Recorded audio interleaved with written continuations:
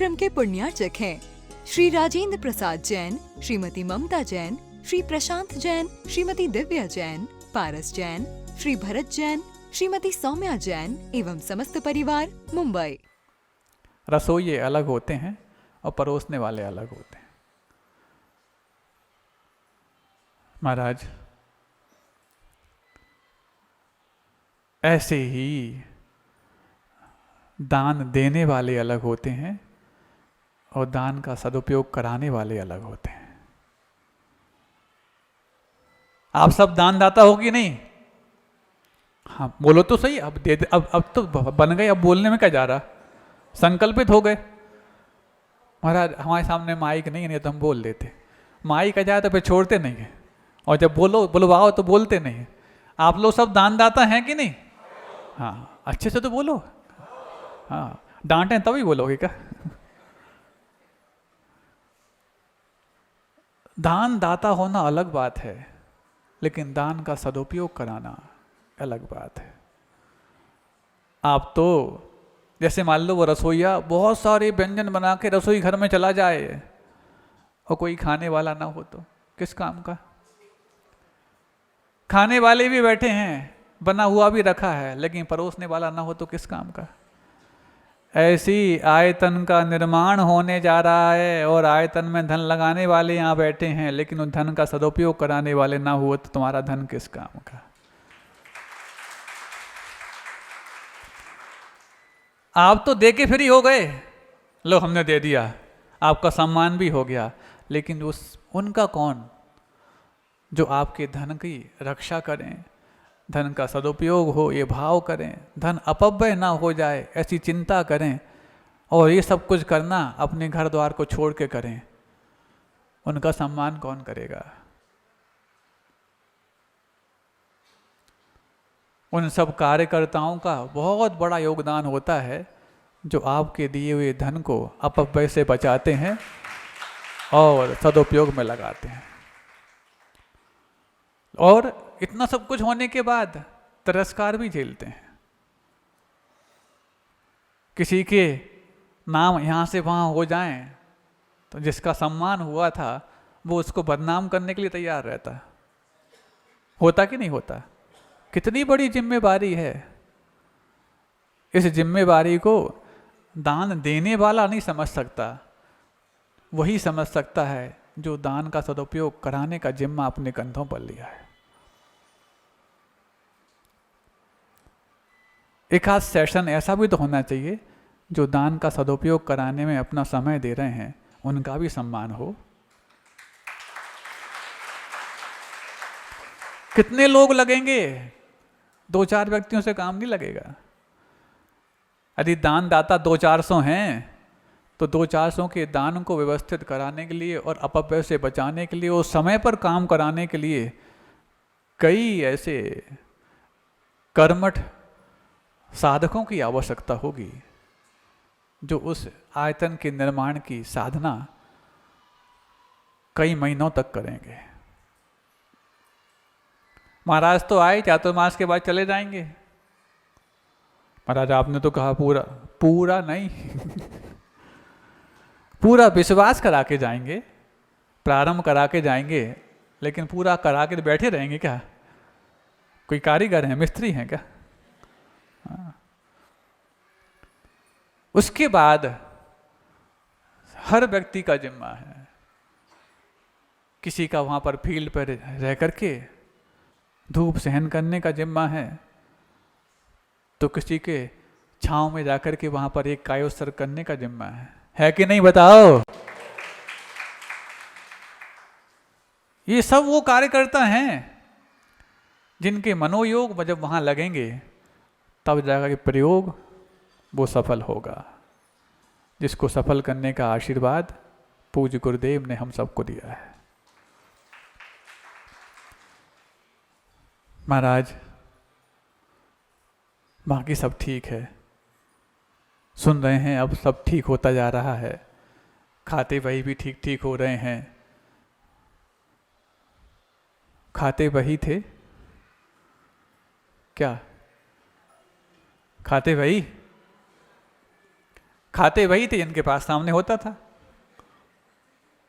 हाँ, क्या खाते भाई? हाँ,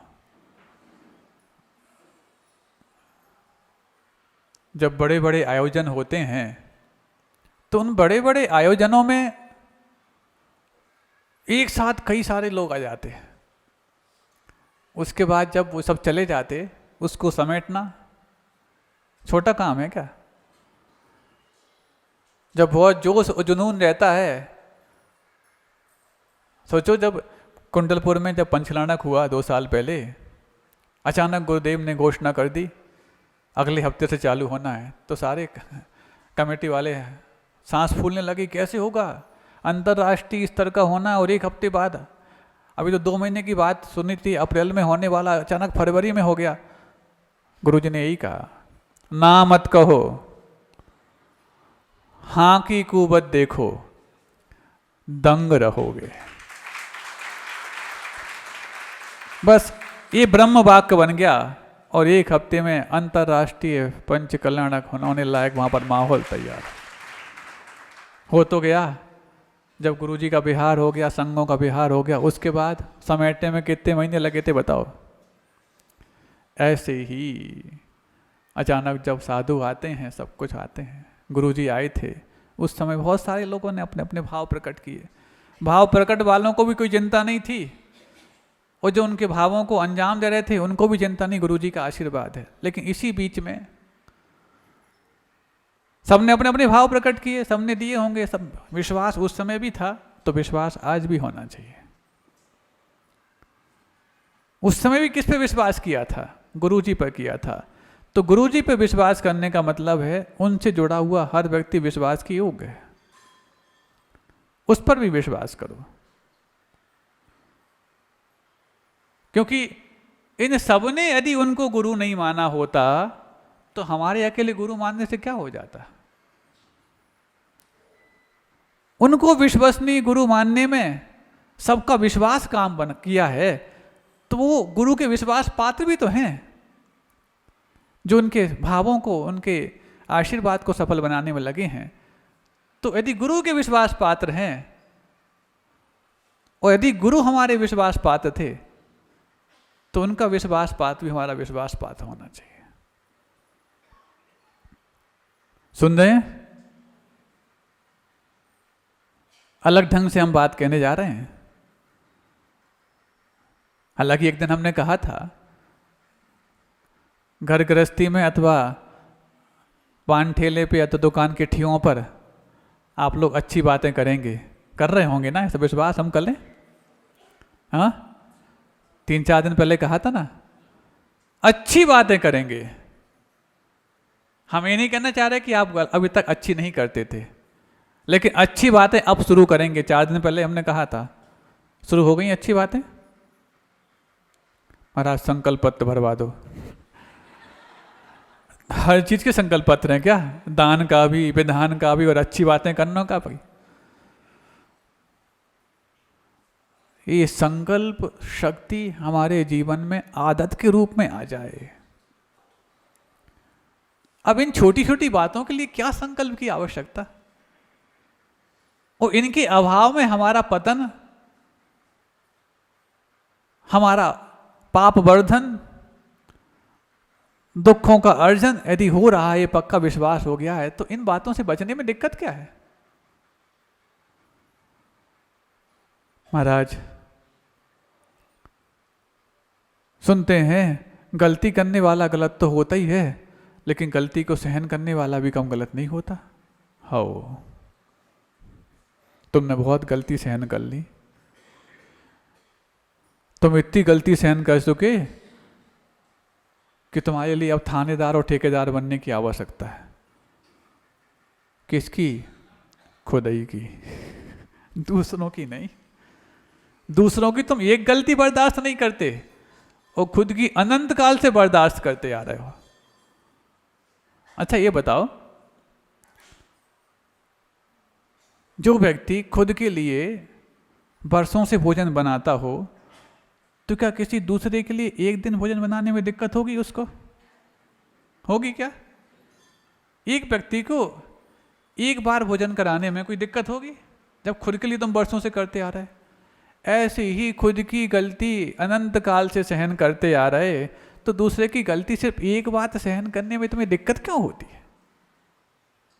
अनुभव ना हो तो कोई बात नहीं, अनंत कालीन अनुभव है गलतियों को सहन करने का, भले ही खुद की हो।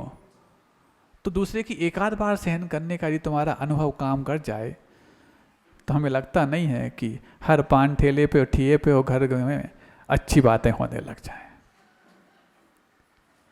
जब भी अच्छी बातें करने में कोई अवरोध होता है, किसी एक व्यक्ति की एक आध गलती को हमारे दिमाग में जो रोक रखा होता है, उसी कारण से होता है। महाराज, हाँ बोलो। अब आप सुन तो लो। अरे सुनने ले तो सुना नहीं होता, कैसे बोलते कि तुम बोलो? आप लोग के उदाहरण हमारे लिए अलग से दिमाग चलाने के कारण नहीं बनते। आप ही सुना जाते हो, सुबह हम आपको वापस कर देते हैं। महाराज सुनो, सुनाओ। पीछे देख लेता कोई है तो नहीं। अरे हम सुन रहे, हमें तो सुना रहे, पीछे देख रहे। नहीं, आप तो सुन लो लेकिन कोई सुन ना ले, मतलब दाल में कुछ काला है। नहीं, आपसे कोई दिक्कत नहीं है महाराज। तो दिक्कत किससे है?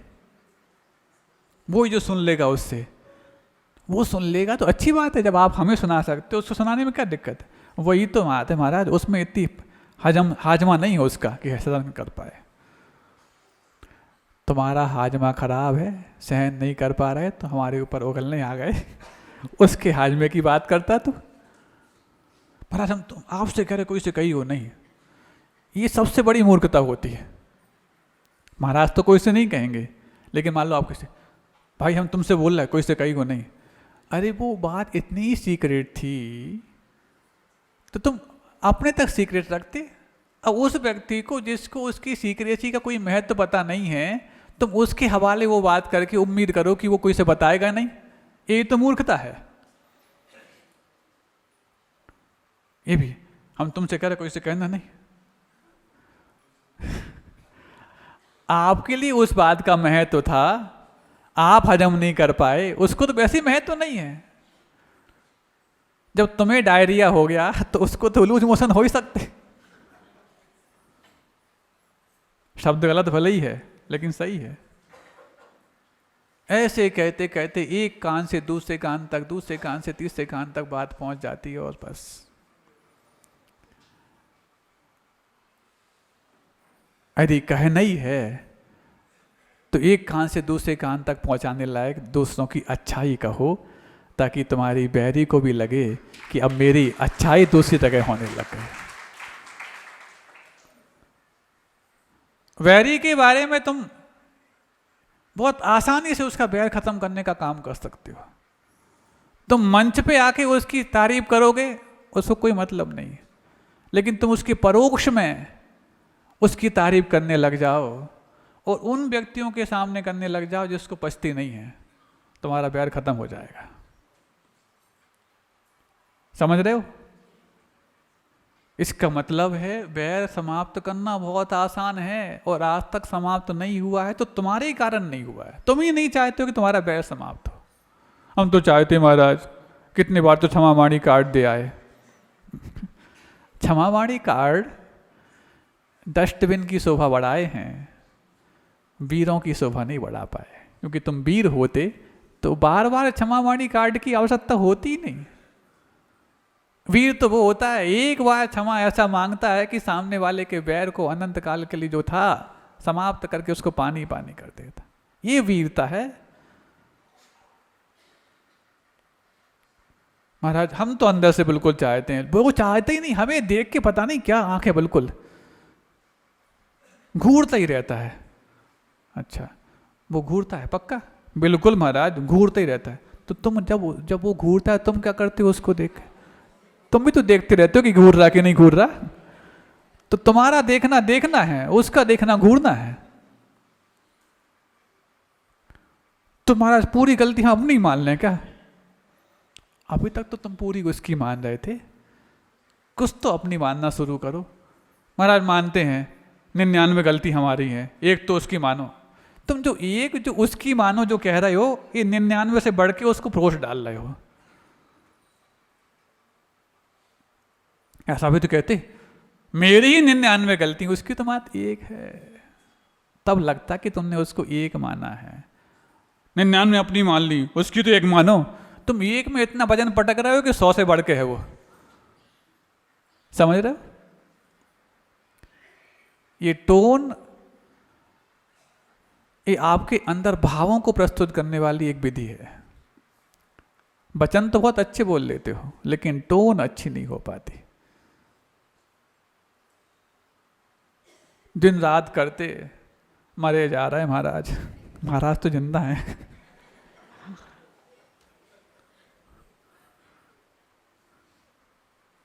कर कर के मर गए।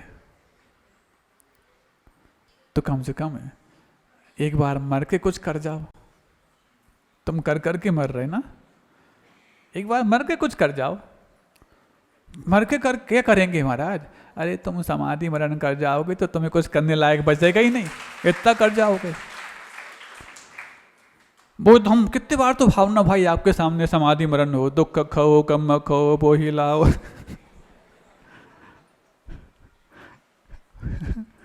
ऐसे जब संवाद होते हैं, अब सुनना तो पड़ता है। सुने नहीं तो वो इतनी उम्मीद से आया है, उसकी उम्मीद पे पानी फिर जाएगा। वो सुने तो लगता है कि ऐसी क्या सुनने बैठ के। मुश्किल से महाराज 1.5 महीना में आज तो समय मिल पा, 2 मिनट बस दे दो। बस मांगता 2 मिनट है, बीच 0 लग जाती है, बात अलग है। 2 मिनट। फिर हम कह देते सुनो सबको समय चाहिए ना, घड़ी लगी है ले जाओ। तुम तो समय किसको, घड़ी को ही मानते हो ना, घड़ी ले जाओ। घड़ी से समय नहीं, आपसे समय चाहिए। तो घड़ी भी तो देखो कितना समय ले रहे हो। इस कार्यक्रम के पुण्यार्चक थे श्री राजेंद्र प्रसाद जैन, श्रीमती ममता जैन, श्री प्रशांत जैन, श्रीमती दिव्या जैन, पारस जैन, श्री भरत जैन, श्रीमती सौम्या जैन एवं समस्त परिवार, मुंबई।